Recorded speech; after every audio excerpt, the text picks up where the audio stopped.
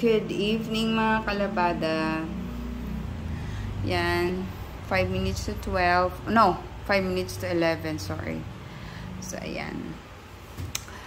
Mula umaga hanggang ngayon. Wala tayong pahinga. Ito, rush.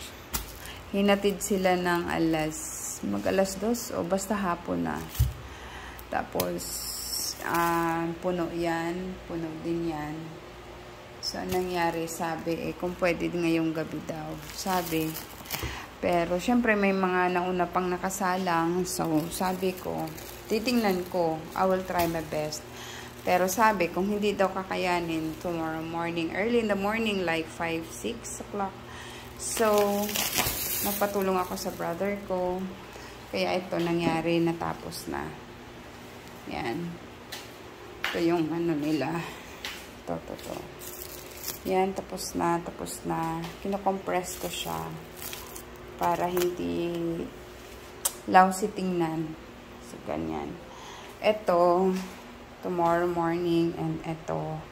Actually, nung isang araw pa yan, pero hindi naman siya masyadong minamadali. So, buti nga, mabait yung friend ko. Ganyan. Ito yung si Suki. Yan. Well, ito tapos na. Ito na lang. For downy na to. Yan. Kaya ito. Ito yung kasama nila. Ang underwears. Kaya sorry. Yan. Hinihintay na lang yung magpipick up. Ang sabi ko kasi 11 o'clock. 10. Well, waiting lang tayo. So, yun. It's night time na. So, ngayon, wala pang kain ang logi ko. Kaya, hello. Kakain na siya. Gutom na yan. Super. Kaya, yan, madami akong kalat.